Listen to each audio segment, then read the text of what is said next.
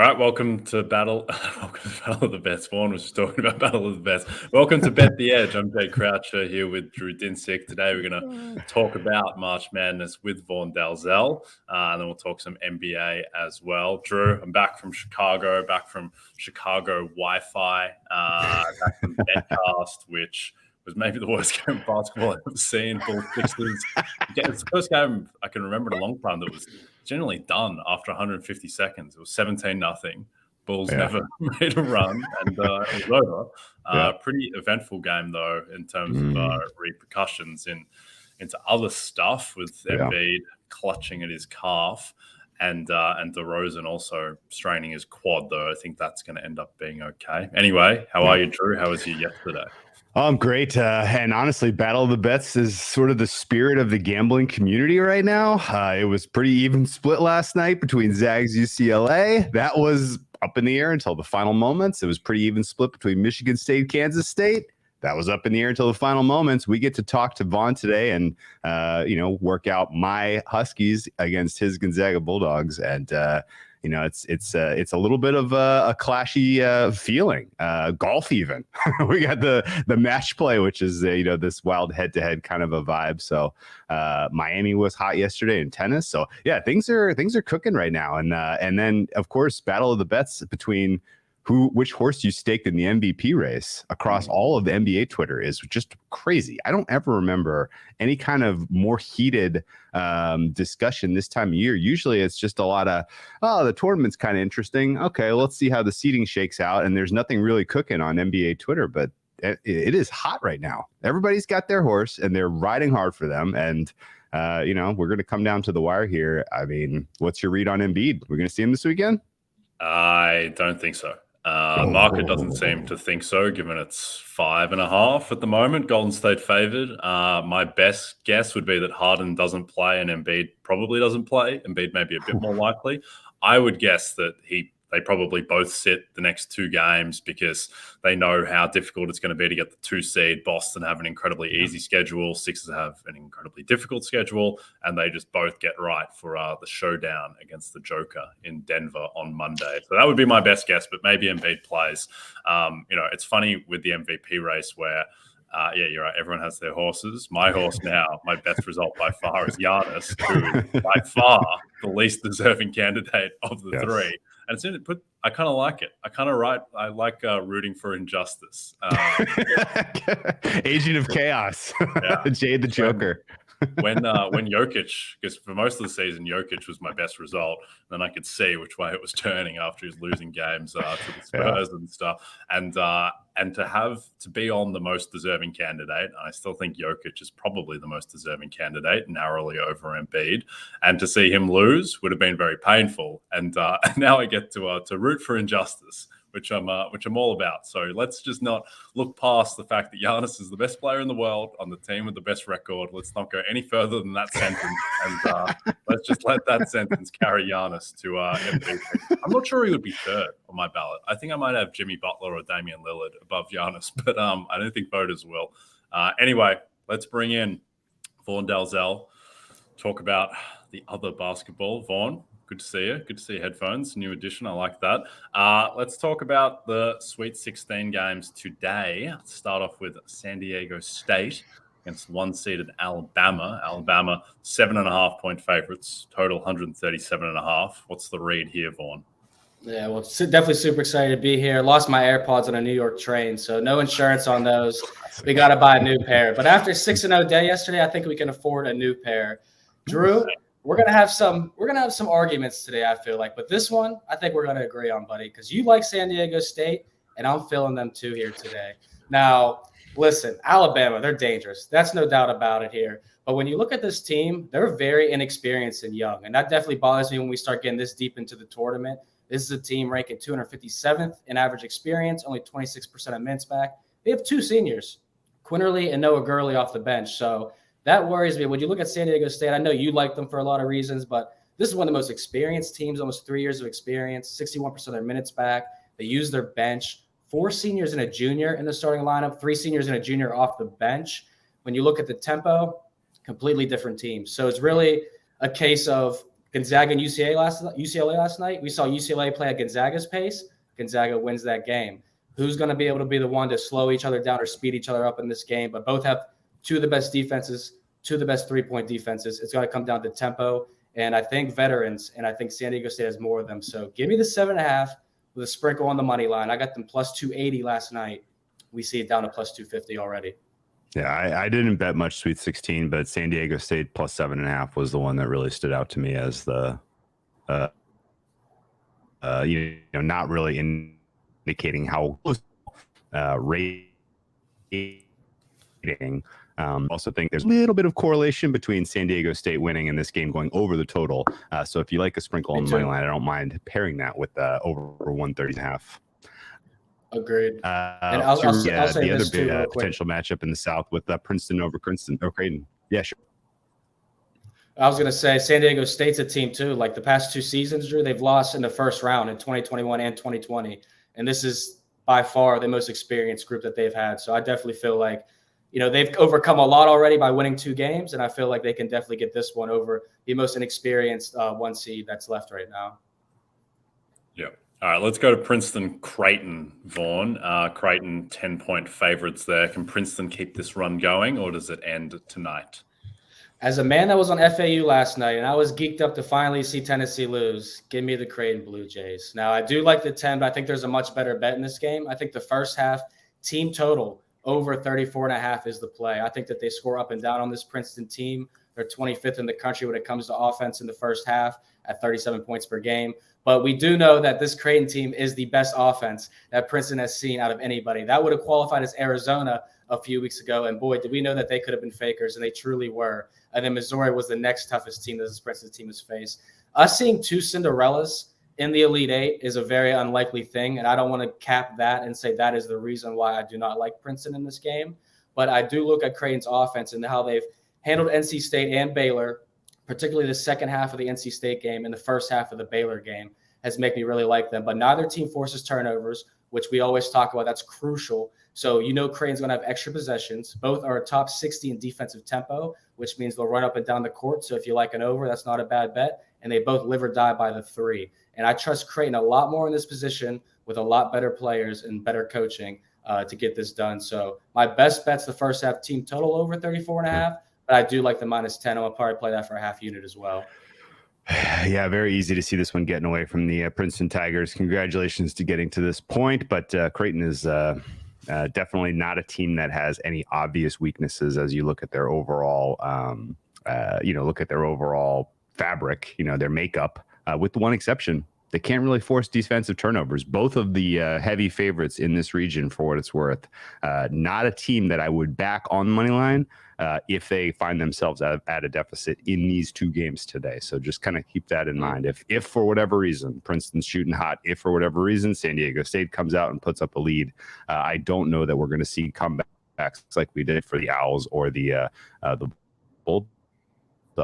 Midwest. Let's talk about the appetizer, which amazingly is a great matchup between Houston and Miami, 1 versus 5 here. Miami, of course, has been dealing with health issues all throughout the tournament here.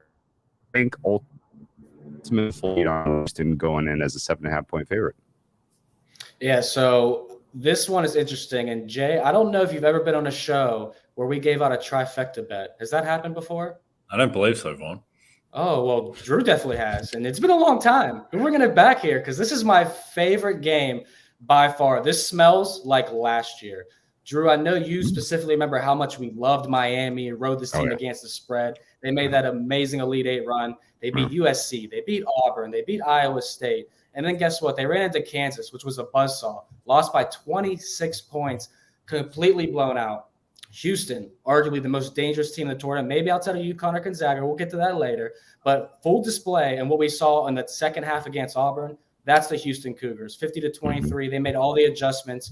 That's going to roll over here in the first half of this game, in my opinion. We've seen the Miami Hurricanes lead in the first half against Drake and Indiana. 2 teams, we're not in love with it all, but there's 30 and 35 points they allowed in those 2 games. Houston is going to roll in this first half, in my opinion. We saw Sasser and Jamal Shed combined for 32 points in 65 minutes. They were banged up. They looked tremendous. Traymon Mark, third option, 26 points. You're going up against a defense in Miami that's outside the 200 in effective field goal percentage and 2-point defense percentage, and they don't force turnovers. So the plays, Houston first half -3.5. Houston first half team total over 33.5. And the full game is -7. What I got it. Wouldn't talk you off 7.5. This is a double-digit blowout for the Houston Cougars. Wow. Okay. All right. Declared it. Very good. Very aggressive, Vaughn. I don't mind it. Let's go to Xavier, Texas. Texas 4-point favorites, plus 800 to go all the way. Total here is 148.5. Do you like Texas here, Vaughn? Well, here's the problem with me betting this game in general, because we're going to talk about our futures and who we have winning it all. I have those Texas Longhorns winning it all. So whenever you're betting game by game on a team you have to win it all, you kind of want them more at a better line than 4 or 4.5, in my opinion. Mm-hmm. You don't want to be laying them as a favorite. So I'm kind of playing this live betting more as an angle. But when you look at these games, I think Xavier has a chance to at least cover the spread or stay in this one. You look at both teams. Xavier's beat Kennesaw State and Pitt. Texas beat Colgate and Penn State. I mean, we're not going to lick our chops at either of these teams right now because they haven't played anybody that's considered, valuable to win the title or contend for it. But the Longhorns are one of 5 teams that entered this tournament top 20 in offensive and defensive efficiency. 19 of the last 20 champions were top 20 in both those areas. Texas allowed last 6 opponents 66 or less points. So if I'm betting this game, I'm looking at an under. It was 149.5 at 150 last night. It's coming down slightly. I think that would probably be the best bet with both these teams focusing on perimeter defense and playing down low more often than not. I think the 3-point line is going to be very hard tonight. So my best bet would probably be the under. I'm going to lay off and live bet Texas if I can get a better line at 130 or under on the money line. Interesting angle. I definitely don't have a ton of feeling that Xavier is live as a dog here. And certainly the fact that this is being played in Kansas City, Missouri, a venue, the T-Mobile Center, a venue that Texas is quite familiar with, could be a factor here. So interesting way to play this one. Do you think that kind of looking ahead a little bit between Texas versus Houston, kind of a matchup? Anything stand out to you, and what kind of line would you expect there? Well, it's the home crowd advantage is going to be awesome because it's going to be both teams pretty split down the middle. It might be the most exciting crowd I think that we have in that game, if that's what the matchup pertains to be, hopefully. But I do think Houston would open up as a favorite there. I'd probably have Houston laying 2.5 to 3 points. I've seen some very interesting lines. I know we're going to talk some Elite Eight action because FAU, Kansas State opened up, and we also had Gonzaga, UConn, which are very interesting and low lines in my opinion. So I wouldn't expect Houston to be laying too much. But that is a spot where I would take Texas as a dog, and I think both teams are pretty equal in a lot of ways. Okay. All right. Before we talk East and West and the outright, a reminder, there's a new MLB season coming very soon. New rules, which are going to be fun. New stars, old stars. So pair it with the RotoWorld Baseball Draft Guide. Get all the player profiles, rankings, and projections you need to hit your draft out of the park, Vaughn. Go to NBCSportsEdge.com/draft guide and use code PENNANT25 to save 25% at checkout. Looking forward to baseball. I'm all in Angels. Yeah.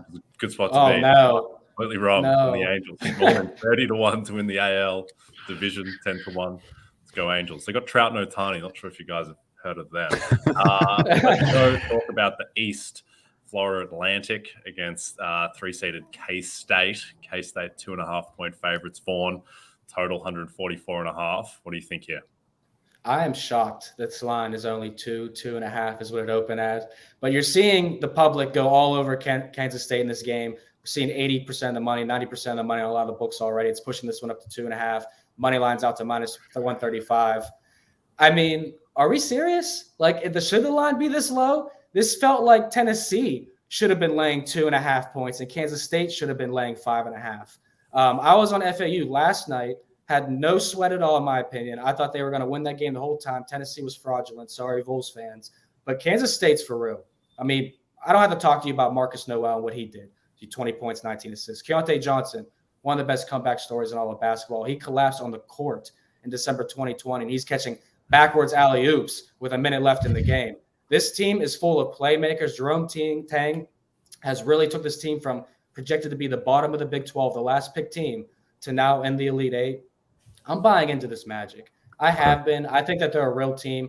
Both these teams have good tempos, good offensive, defensive numbers. All the models will say FAU matches up statistically, but when we watch these two teams, FAU changes their game style to who they're playing. And we saw that against Tennessee, FDU in the second half. Kansas State, they are who they are. So I like the Big 12 over the Conference USA here. Give me Kansas State.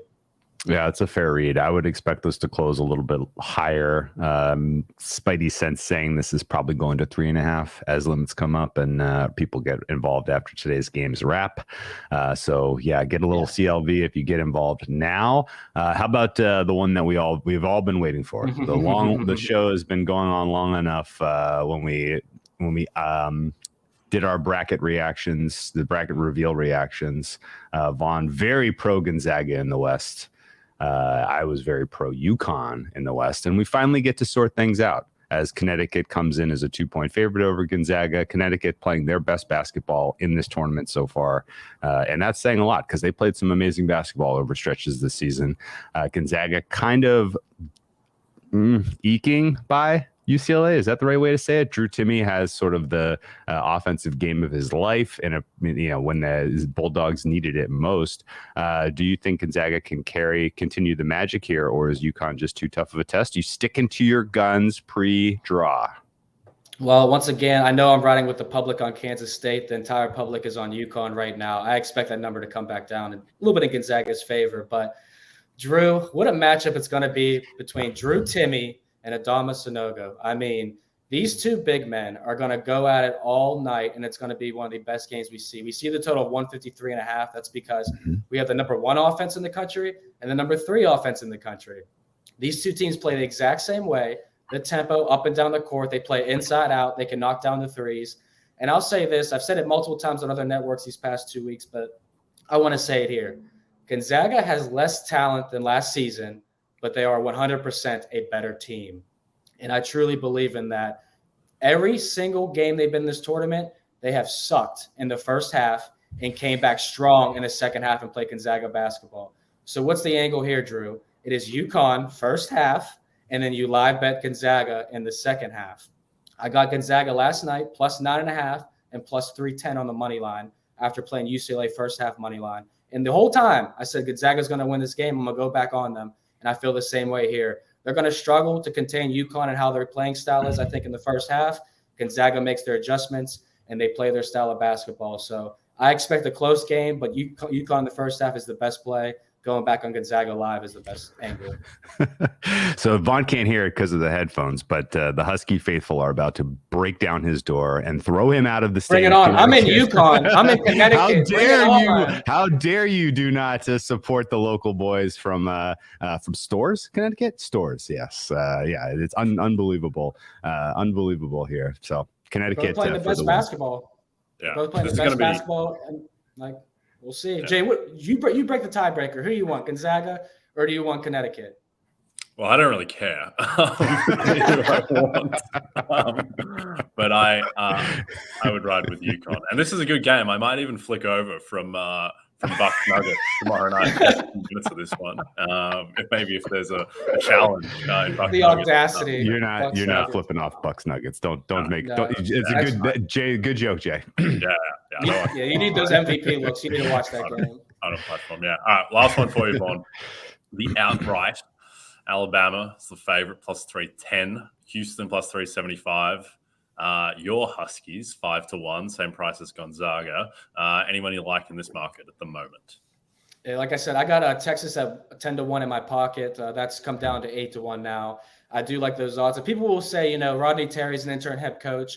You know how hard it is to get it done. Well, this did happen before. In 1989, Steve Fisher took over Michigan. He won as an interim head coach. So, history does repeat itself in some ways. But I'll repeat that stat. If you're looking for a team to bet, 19 of the last 20 teams 20 champions have been top 20 offensive defensive efficiency. There are 4 teams left that fit that mold: Houston, Alabama, Texas, and Drew's UConn Huskies. So those are 4 teams that you should be looking at to bet in the futures market as an outright champion. I'll take my bet on Texas because I am scared a little bit that Gonzaga could lose to UConn here. I'm not going to lie, but that's why I'm live betting them and getting a better number on them. But Texas has everything I look for: a veteran team, the 6th most experienced team in the country, great offense, defense, played in the toughest conference, hits free throws at a 75 to 78% rate, and they play great tempo. They can play up or down. So I like the Longhorns. Okay. Drew Conn, obviously taking the ship here. No, I mean, I honestly don't have a strong opinion as to who wins. I think choices 2 through 5 on this list: Houston, UConn, Gonzaga, Texas. Whoever kind of emerges from that side of the draw, I think ultimately wins. I just see Alabama as sort of the bet against here. That's all I can really tell you, and it's not a good enough price to go no Alabama, especially since they have the easier half of the draw by margin. So I think the only real way to make money on the outright winner here is to wait for if Bama somehow comes through. Doesn't have a letdown game, any of these on the way to the title. I think it's just bet against Bama in the final. I totally agree with that. All right, Vaughn. Well, thank you for joining us, mate. Thank you to you, your headphones, your yellow clock behind you, like that. What are you working on for NBC over the weekend? There's going to be a lot. I know you guys were talking about all the different sports going on. Yeah, we can't forget about baseball starting next week. So we have K-props. We're back to fading the Pirates and the Rockies to make some money. NBA props start next week as well. We're going back on to 1-2 plays, college basketball plays. And, of course, NBC covers the USFL. That's going to start here on April 15th. So I'll be covering that as well, assisting with the games coverage and picks. So if you like basketball, football, or baseball, I'm sure I'm going to see you on this podcast or visiting NBCSportsEdge.com over the next few months. So appreciate you guys as always. Go Gonzaga. All right, go Gonzaga. All right, Vaughn, have a great weekend, mate. Speak to you soon. All right, before we get into the association, a reminder to download the Roto World app to receive breaking player news all season long. Stay ahead of the competition, Drew Dinsick, by favoriting players on your roster. Get the latest injury updates, player news, and much more delivered right to your phone. It's available in the App Store today. All right, Friday, Drew. I've made some bets recently. I'd like to tell you and the listeners about them. Before we jump into the West, just a couple quick ones. Sure. Shai Gilgeous-Alexander should not be as long as he is for most improved player. He's plus 275 on PointsBet. That's around consensus market price, give or take a little bit. I think that should be more like 65-35. Laurie's still the favorite, but I'd have Shai sub plus 200. So I'd make him around plus 185, that type of range. Just think that it's close enough between him and Markkanen that I think there's a good chance that the tiebreak will be who has the better team and who is in the play-in or playoffs and who is out. And Utah, they don't have any interest, I think, in being in the play-in. Lauri Markkanen is out tonight against the Bucks. Jordan Clarkson's had like a finger sprain for what feels like months now. Yeah. So I think that should be closer. What do you think there? Yeah, I agree with you. I think the shutdown is imminent for Markkanen. If he doesn't play a single game in April, which I think is a realistic possibility, just because the Jazz are no longer playing for their postseason lives, they're playing for a draft position. I think realistically you could see Shade creep into this conversation, particularly if kind of depends on Thunder winning. They're going to have to play better basketball than they played last night, Jay. That was not good. Honestly, I think. That Ken's into that. If they top 6, then is probably ought to be favored for that award. So it really kind of just depends on win-loss for the Thunder. But any other award markets that really stand out to you that you think are I think that Giannis is still a big bet for MVP. I don't think Embiid should be as short as he is, given that he's very likely going to be a 3 seed, going up like 4-5 games behind Giannis for the best record. And also he's hurt at the moment, which is a big deal coming into the biggest stretch of Philly's season. So I think Giannis is definitely still a bet. Also, Bucks are resting Middleton on the front end of the back-to-back tonight, which is important because it means Middleton will play tomorrow against Denver. I'm sure Giannis is very happy about that, going to war with one of his best soldiers against Nikola Jokic, and what's going to be a huge game for MVP on tomorrow, and then another massive game on Monday between Jokic and Embiid. And talked about this a lot, but I think Emmanuel quickly should be favorite for 6th man of the year now that there are more voters coming out talking about the award. And people like Zach Lowe, who has a lot of sway in the space, has said that quickly is the favorite. Chris Herring, Kevin O'Connor said it yesterday. And I think that he is at the point now where he should be the front runner. Not ideal that the Knicks have lost 3 games in a row. At the same time, last night quickly was 25, 7 and 5 and +7. Probably the best player on the court along with Quentin Grimes. So I don't think he really hurt his chances at all. And also the big thing is, and to me, this is really key in the race. The Knicks, their next 2 games, they got 3 days off for Brunson to get his hand right. And then they play home to the Houston Rockets, who are on a road back-to-back, 3rd game in 4 nights, and they're also the Houston Rockets. So the Knicks will be double-digit favorites there. And then on Wednesday, the Knicks play home to the Heat. The Heat are going to be on a road back-to-back after playing Toronto the night before. And so the Knicks, based on the fact that they closed 1.5-point dogs in Miami a couple of days ago, suggests that with Miami with home flipping and with Miami on a back-to-back, that line's going to be like Knicks -5 if Brunson's playing, so -200 money line. So you're basically looking at -150 for the parlay of the Knicks to sweep those 2 games. If the Knicks sweep those 2 games, they're in incredible position to get the 5 seed. They arrest this skid, and then I think quickly is in the box seat. What do you make of that one? I love it. And if you haven't already gotten quickly, I would get to your book fast. Rapidly. Just run to your book and get a bet down on quickly 6th man of the year. I think that is the best bet on the board of all of the award markets. But guess what? We're going to cover these in detail, top to bottom, everyone, with the great Matt Moore. Which is exciting because he, other than the 2 of us, maybe the guy that cares the most about covering this from a day-to-day basis.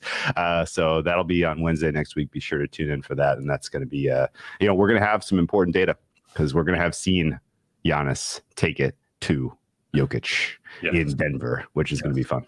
We will have. And speaking of the Denver Nuggets, let's close out talking about the Western Conference market. The outright there, the Suns are the favorite at +250, which I don't necessarily agree with. The Nuggets are +275. The Warriors are 5-1, which I wouldn't touch. The Grizzlies, the price has fallen a bit, but they're 5-1. And then the Clippers, Mavs, Lakers, etc. Who do you like in this market? So the Nuggets are toxic waste at this price because their round 1 opponent could be someone absolutely live. Right, the 1-8 is going to be a war. Right, you look at the teams that could end up in that spot, and you're talking Clippers, Mavs, Lakers. It could be outright war. Now they could get lucky and draw like a Thunder or something, I guess. But there is a very realistic possibility that the Nuggets are fighting for their lives in round 1, which means +275 to win the West is insane. Home court advantage is not the same for Denver in the playoffs as it is in the regular season. You have schedules synced, so there's no rest advantage. You have teams acclimating to the altitude in general. And so I think ultimately, Nuggets are probably the bet against at these prices. We have no idea if Kevin Durant's going to come back healthy and what kind of form he's going to be in, even though he has shown every time he's missed meaningful time, he's been able to bounce back at near 100% KD, quality of play. We still don't know how he really meshes with this team long term, if they're going to be able to figure out pieces. Yeah, I have faith in Monty Williams. I have faith in Kevin Durant, and Devin Booker's playing at all NBA level right now. But that said, it's still tough to see the Suns as favorites. I agree with you that the Warriors are not a team that I'm interested in backing, most notably because they're going to have to go on the road at some point in these playoffs. And they can't win on the road. I don't really get what's going on with this team, but it's bizarre how poor their performances have been on the road, which leaves us with the Grizzlies. Grizzlies take a meaningful next step forward next year. I think that's the team I've been riding for in the West basically all season. It's been a rough month on the Grizzlies bandwagon. Haven't loved the things that have happened. The absence of Steven Adams in regular season was a concern, but I don't think he really has a role in a lot of their postseason matchups. So the fact that they've had to figure out how to play without him, I think ultimately is going to be a good thing for the Grizzlies. The fact that Ja Morant is back now and has a little bit of renewed focus after the bizarre off-court events of the last month, I think is a good thing for the Grizzlies. So if you're going to make me plant a flag in any Western Conference team, it's probably going to be the Grizzlies. And I think I'm going to be betting against, basically the teams at the top of the board on a series by series basis. Does that sound like the right kind of approach to you? Yeah, I think at 5-1, it's not as appetizing. I think there's still some 7-1, 8-1 about on the Grizzlies. I think that's a bet mainly because Two things. One, I just don't think the Morant situation is going to matter for that team at all. No. I think that's just the much bigger deal in terms of the Grizzlies winning the West is that Brandon Clark tore his Achilles and Steven Adams, we're not 100% sure when he's coming back, if he's going to come back. But I'd say that probably the most likely thing is Adams comes back at some time early in the playoffs and misses the rest of the regular season. And I think the big development for the Grizzlies the past few weeks has been that Jaren Jackson has just gone to another level offensively, where he's been a monster. And so just the top three of Morant, Jackson, and Bane behind me, that's pretty epic. And Dylan Brooks, for all his flaws, is an incredible defensive player and can shoot. So I think that they have enough to get through a round one, potentially where Adams doesn't play the entirety of it. And the big thing for the Grizz is that they're on the Kings side of the bracket, which is where you want to be, because there's a good chance, it's likely, I would say, that Phoenix ends up in the 4-5. And so the Grizzlies can get to the Western Conference Finals with home court for the first two rounds without having to play the Nuggets or the Suns, who I think are the two best teams in the West. So that's really huge. I think the Nuggets should be the favorite to win the West just because they have home court. I also think for the concerns about them as a playoff team and mainly a playoff defense, I think that's offset a fair bit by the fact that they have the best starting lineup in the NBA and the worst bench in the NBA. And so theoretically, no team in NBA history should benefit more from shortened rotations in the playoffs than the Nuggets. So I would make them the favorite, but certainly they've got their concerns as well. And if they were in the East, they would probably be fourth favorite to win the East. So there's a lot going on there. My one long shot bet, it's not the Oklahoma City Thunder, who I know have been popular. I just don't think the Thunder are going to win the West. And if you just math out, well, I think if you can get 250 to 1, that's fine. But I mean, that price has dropped a bit, and I wouldn't be touching that at 100 to 1. The one, producer Adam White, I'm going to say it anyway. The Minnesota Timberwolves, Drew Dinsick, 66 to 1 on PointsBet. I think there's still some 80 to 1 about. That team has so much freaking talent. They have their top six: Edwards, Cat, who's back and looked pretty good against Atlanta. Gobert, who is playing much better now than he was at the start of the season. Conley, Jaden McDaniels has made a leap. Slow-Mo has quietly been excellent for that team. The great Naz Reid, a very fringe sixth man of the year candidate.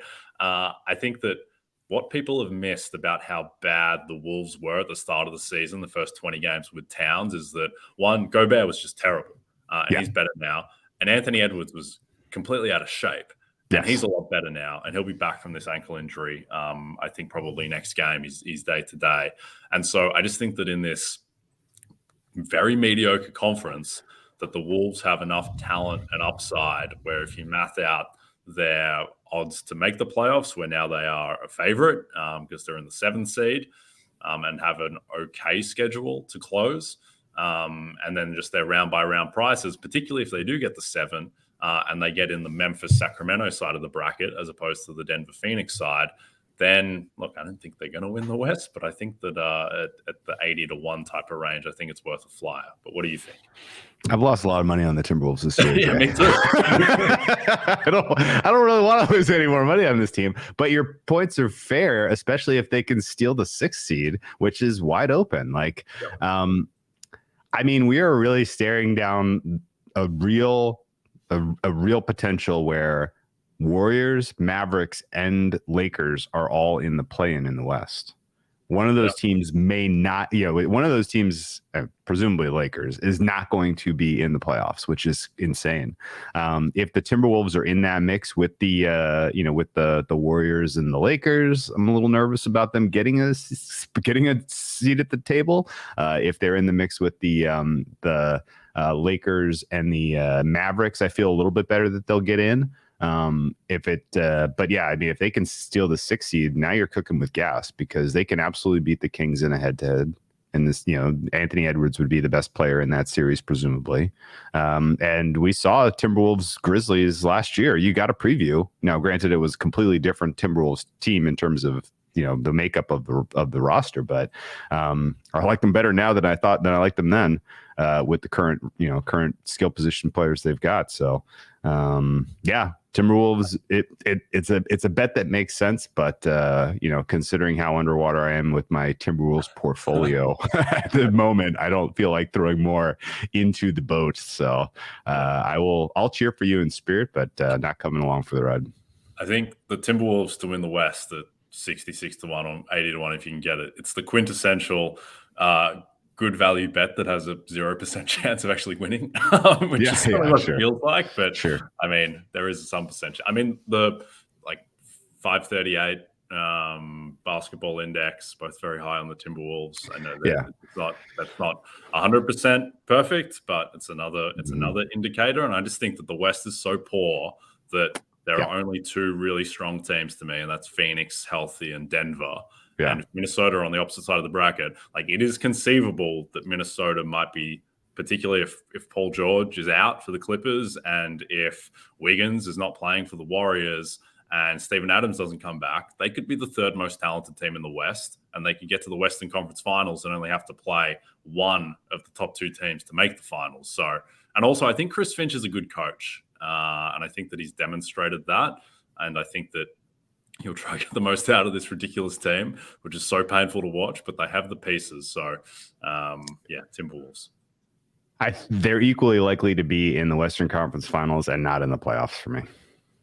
Oh, I think they're much more likely just to miss the playoffs entirely. Well, yeah, I just mean like the type of, I don't mean exact probability, but I mean I can see the distribution going from, hey, we got the 6th seed, we're in the Western Conference Finals all of a sudden, or hey, we've played our way into the 9-10 game and we lose to the Lakers, right? Like, that's like either of those two outcomes is possible. So, and I honestly, like, the West, I think, is pretty straightforward.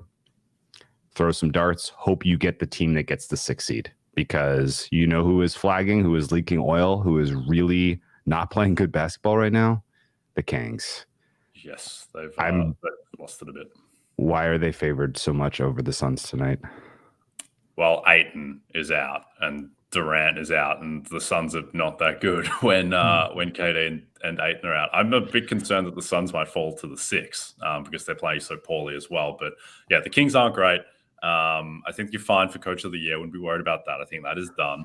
But I do think with the Wolves, when you're looking at long shots, one, it's just like this perfect situation of it's a weak field in the West. It's, if ever a long shot is going to come and win a conference, it would be this year. And then two, you want unknowns and you want variance in your long shots. And the Wolves have a ton of unknowns and a ton of variance because we haven't seen this team together properly. And it's the same team that, people really like going into the season. I thought the Wolves had a chance to get the 1 seed before the season. I thought that I bet on that. It's not happening. Yeah, no, I agree. And honestly, like, it would be very on point for the way that this NBA season has unfolded for me to be very confident that the Wolves were going to be a great regular season team and a fade in the playoffs, for them to somehow barely sneak into the playoffs and, have a terrible regular season, sneak into the playoffs, and then be run away with the Western Conference when it is utterly winnable. So it's all I can say, final point on the West here, like, and Mike Brown, Coach of the Year, anyone who's playing defense on that with me,